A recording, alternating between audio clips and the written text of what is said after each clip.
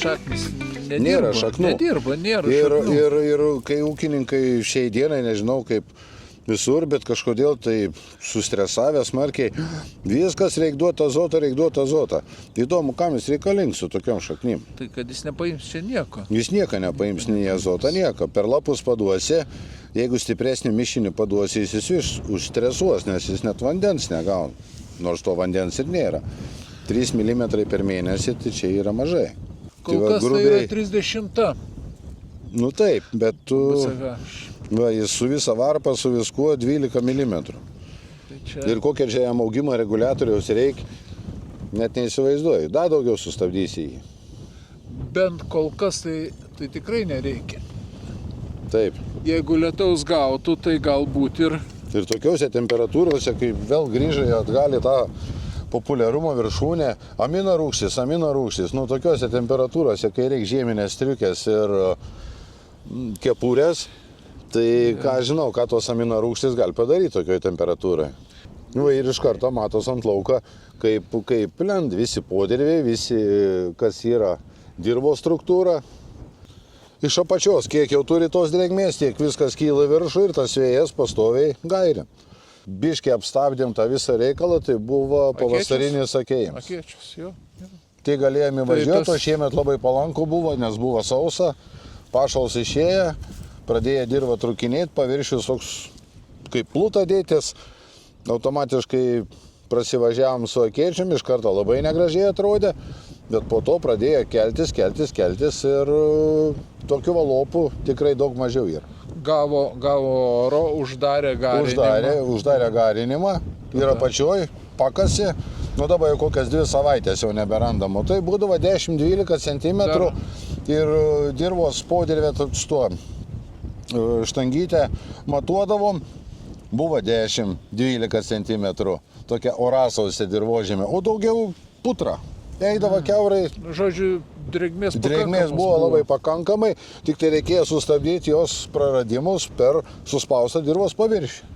Dar prieš mėnesį daryti purškimai, tokie gelbimai, pamaitinimai, jie davė rezultatą, augalas ne per savaitę, per 10 dienų, per 2 savaitės pradėdavo vienodėti spalvą, dar galėjom kažkokią įtaką daryti. Prieš 2-2,5 savaitės daryti purškimai, gelbėjimo darbai, kažkokie tręšimai, dar nieks nebeturi jokios įtakos. Jau viskas yra pavėluota, dabar didžiausia investicija į laukus, tai nieko nedaryti. Išlaukti, praeis lietus, kitą savaitę rodo lietų, pirmadienį, antradienį einantį per visą Lietuvą, daugiau rodo temperatūrų kilimą, pasiruošti, susiplanuoti darbus ir nuo kitos savaitės vidurio šokti. O jeigu čia, aš vėluoju, man reikia daryti ir ant lauko atsistojęs, įsispyręs stovi nuo vėją, nei to purškimo, nei to tręšimo kokybės nėra. Ir dar vienas dalykas, matom, augalas neima. Yra laukų, taip yra, kurie ima. Bet jie taip pat stabdo savo fiziologiją. Naktį turėjo -3, -2, 0. Gamta rodo ir pats augalas rodo, tu man nieko nepadėsi. Gamta rodo, o tu da padurnėsi, gerai, aš tau da minusą iš ryto. Dieną kokį 15-18 vėją. Ir vis tiek dirbsi? Ne, dirbsiu, vėluoju, reikia.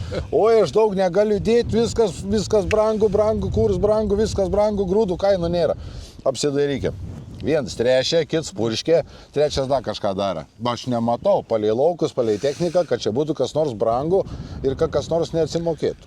Jeigu, sakau, gautumėm lietaus normaliai ir sušiltų orus. Bet dar pagrindą nėra, mitybos nėra, nieko nėra ir tikėtis. Diena ilga, jau krūmimasis, jau tie, kurie ten atėjo. Ne, viskas jau krūmimasis atmes, jau praeitą savaitę laukai nugeltonavo ir kur tik tai buvo 1-2 lapelių. Ir dabar gali brauti, katras turi 3 lapelius, tai tas gal dar ir užsikabins kaip papildoms stiebelis. Bet taip iš principo tai eisim tik tai su vienu.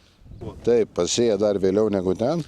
Bet jis nebespėja privaluoti, nes jau tiek lipa prie volų, kad nebėja pavažiuoti. Ir ypač smaugia tos šalutinius.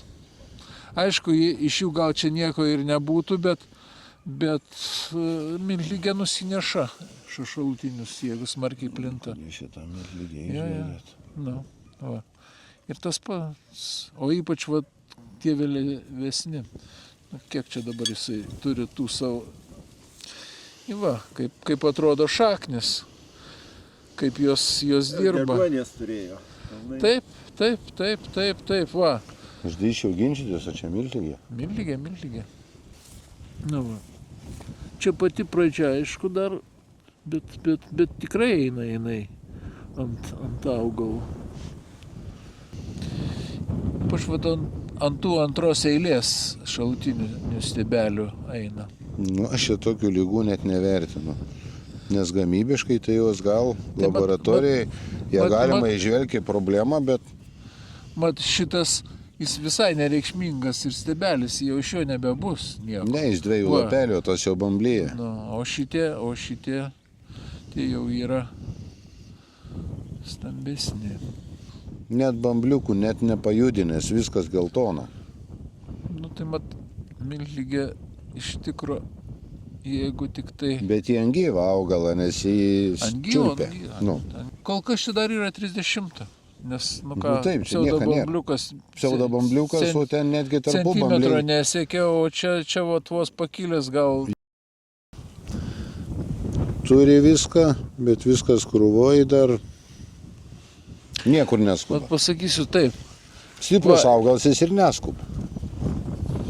Čia aukščiau, čia žemiau ir vat kur žemiau yra, va tos miltligės ir yra. Ten susidaro didesnė neužuovėje, drėgmė pasilaiko šiek tiek. Tik tai yra pirmi požymiai. Tai taip, kad... Bet kokiu atveju, jeigu tankus stiprus pasėlės, čia galima ir čia taip antras bamblys bus kritinis su ta miltligė, jeigu veislė jautresnė yra miltligė. Bet jeigu jūs uždėsit strobiką normaliai, įsidėsit kažką į kompaniją, tai čia tokia miltligė, jos net nepamatysit, tai čia nestrobika, čia reikia protiokonazolą duoti tada, vis vieną. Visų pirma, užsižalinti, nes dabar pigus produktas, tikrai ant jo taupyti nereikėtų. Jo, tai mišinį panaudoti. Taip, mišinį. Tai jo. Kai tą patį protiokonazolą damaišyti. Bet jau sorborolins pirmoji pusė turėtų būti naudojams. Kad stiprų purškimą pasidaryti pirmą, o daugiau jau galėsi kažką tai mąstyti.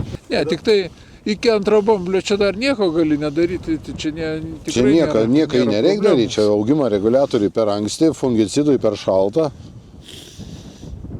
Ne, tai augimo reguliatoriui per šaltą. Augimo reguliatorius turėtų visieną eiti jau tada. Taip, jau augimo reguliatorius turėtų būti, kai išryškės tarpų bambliai. Turėtų būti fungicidas tikrai nevaikiškas ir ne 0,3, ne 0,3. Dėl fungicidų, aišku, jeigu tik tai lietaus vėl bus iki 10 mm vieną kartą, tai čia tada čia irgi dar ligos labai nesikabins prie to pasėlio. Nu, bet augimo reguliatorių jau reikėtų atiduoti. Sieros produktą, tą patį kalio sulfatą galima įdėti sieros, kad būtų sieros, o taip pat tą miltligę sterilizuotų, ją nuneštų. O veislė čia kokia yra? Kviečių. Jo. Kviečių. Supratau, kviečių. Tarp kitko, čia yra sava sėkla iš sandėlio pakabinta, o ten yra pirktinė. Brangi. Ne, nu bet kokią grūdą tu įbetonuok ir viskas. Ir jis... Nu, na, žodžiu... Tikrai pasėlis tolygus. Pasėlis tai tolygus, tikrai gražus ir... Čia augintojai pasisekė, kad nespėjo. Ekonominis, tikrai ekonominis. Nes čia dar ir geresniai gal vietoj stovim. Nes sausa užsimaitinimą didelę nebuvo, jeigu galima dabar prieš žydėjimą rapsą paimti ir... Tai apie kokias investicijas mes šnekam. Čia šaknis. Nu, šaknis tvarkinga, viskas, bet... Bando tik tai tą drėgmelę. Drėgmę bando išsilaikyti ir čia kokias investicijas ir šnekėti, kad va, tikėjomės 5 tonų, tikrai ne.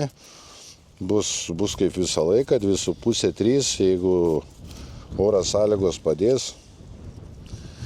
Bus ir 3 su galu, bet pakol kas šiai dienai netgi neturim užpildymą. Kur turėtų būti Alijošius, iš ko užsimaitinsim žiedyną. Pažastys tuščios, Jo, maisto turim tik tai maisto patį medžiagų viršų, nepaima. pačiam viršui irgi jau pumpurėliai viens kits pilkiai, kuriuos tikrai atmes. Jo. Jau turim ir atmetimus. Praktiškai pagrindinis žiedynas ant stiebo buvo viršaus.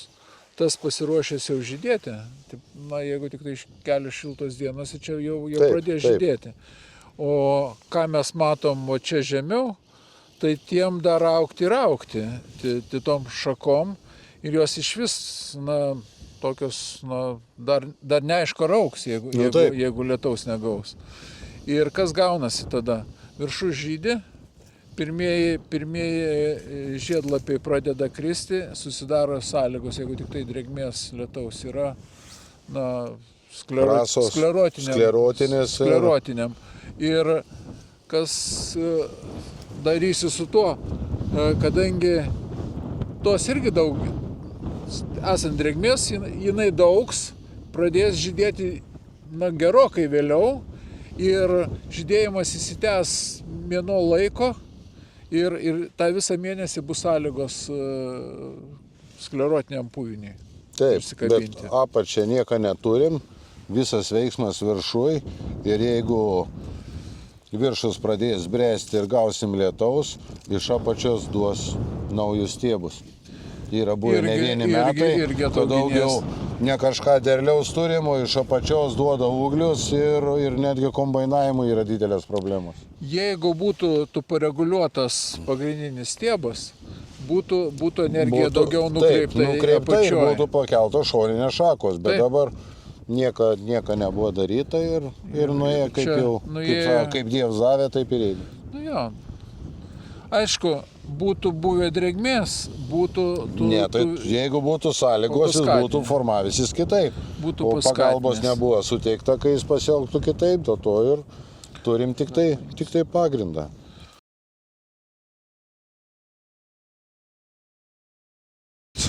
Į sausą dirvą. Čia visi. Ir tas privolavimas vis tiek atrodo, jis siurbi vandenį ir atiduodi patį viršų. Porą centimetrų gylį, grūdai, staukai sandėliukė, čia tik tai drėgna dirva atsirado iš po 2 parų senumo. Jie nesudygė, o tas netyčia įkrito giliau.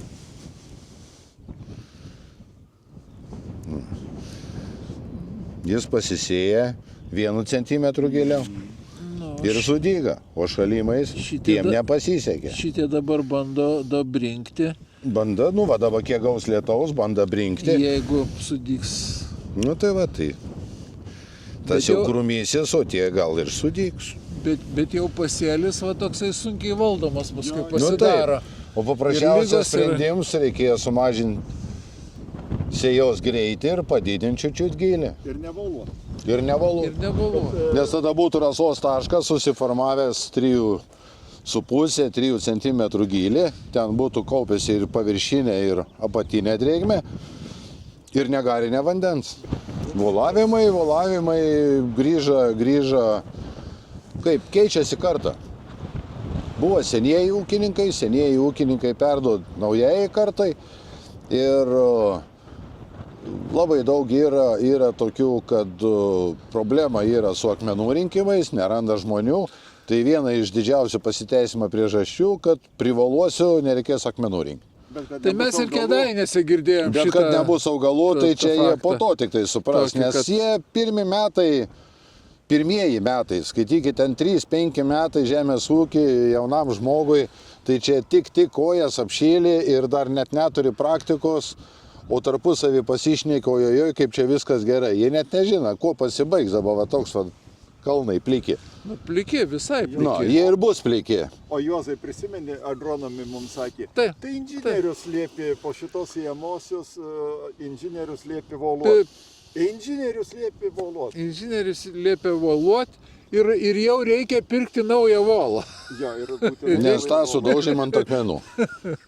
Kada čia norma yra labai gera, čia sudygęs gal tik trečdalis. Palei tiek, kiek čia da grūdų žemėje. Tie mežukai dar čia dygs ir dygs čia Čia, žinai, pagal seną mažiausiai 200 kg į hektarą. Daugiau čia daugiau. bus. Čia reikia- daugiau bus, jo. Daugiau, va. Bet čia suprantu, ūkininkas tai ne iš hobby sektoriaus Nu, nežinau. Nu, tu gal ne. serijos. Nu, bet čia kažką sugalvoja.